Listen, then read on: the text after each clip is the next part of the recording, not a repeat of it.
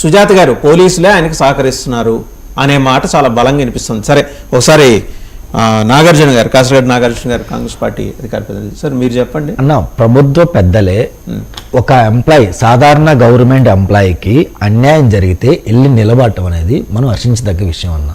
ఎందుకంటే అలా నిలబడ్డప్పుడే ఇంకొక ఎంప్లాయీ కానీ, గవర్నమెంట్ ఎంప్లాయీ కానీ, ఇంకొక గవర్నమెంట్ ఎంప్లాయీ కానీ ఓహో తప్పు చేస్తే ప్రభుత్వం నాకు అండగా ఉంటుంది అంటే ఇన్ ద సెన్స్ నీతిగా నిజాయితీగా నిలబడితే ప్రభుత్వం నాకు అండగా ఉంటుంది అని చెప్పి ఒక మెసేజ్ చేయడం మంచి లక్షణం అన్న. ఎందుకంటే ఒక సాధారణ ఎంప్లాయీ, ఒక దళిత వర్గ, అంటే మన క్యాస్ట్ గురించి మాట్లాడుకోకూడదులండి ఇక్కడ, ఒక సాధారణ విషయం కూడా చెప్పారు. అవునవును, వాళ్ళకి అతీతంగా అనే మాట ఆయన చాలా కాన్షియస్ గా మాట్లాడారు. కళ్యాణ్ గారు, ఒక సాధారణ ఎంప్లాయీ మీద వీళ్ళు అరాచకంగా దాడి చేశారు. అక్కడ జరిగింది ఏంటంటే వీళ్ళంటే ఏంటంటే ఏదో వాళ్ళ మదర్ సంబంధించి ఎక్స్ఎంపీపీ వెళ్ళాడు, ప్రజెంట్ ఎంపీపీ వాళ్ళ అంటే కొడుకు వెళ్తే ఒక టాబ్లెట్స్ కానీ సంథింగ్ ఏదో పేపర్స్ ఉన్నాయి, ఆ పేపర్స్ ఆ గదిలో ఉన్నాయి, అవి తీసుకోవడానికి కీ అడిగితే ఇవ్వలేదు, అందుకే సంథింగ్ ఇష్యూ జరిగిందని చెప్పారు. నిజంగా చెప్పాలంటే వీళ్ళు భలే ఇలాంటి ముచ్చట్లు కానీ, కాకమ్మ కబుర్లు కానీ, లేదంటే ఇలా కోడికత్తి డ్రామాలు భలే చెప్తారు సార్. ఎందుకంటే ఇంతకుముందు మీరు చూసారు లేదో, వీళ్ళ ప్రభుత్వ అధికారంలో ఉన్నప్పుడే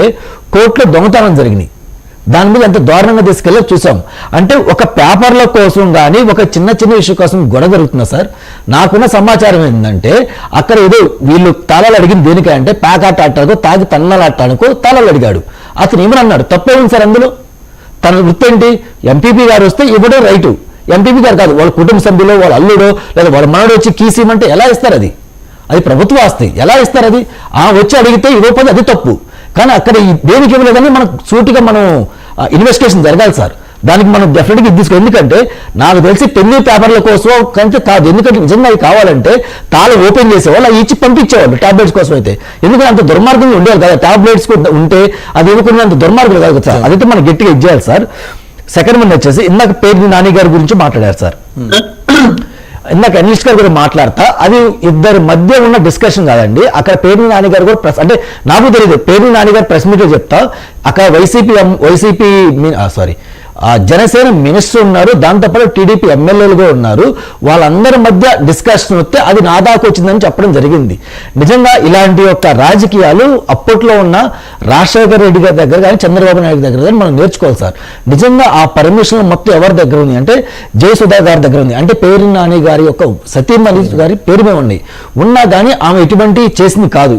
అది ఇంటెన్షనల్ చెప్పాలంటే పేరు నాని గారు కానీ పేరుని కిట్టిగా చేసింది సార్. కానీ పేర్లు పర్మిషన్లు ఆమె పేరు మీద ఉన్నాయి కాబట్టి ఆమె ఇప్పుడు బలైంది.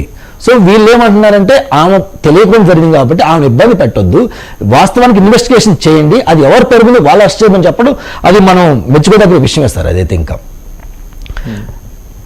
ఒకసారి గోపి గారు నిన్న అంబటి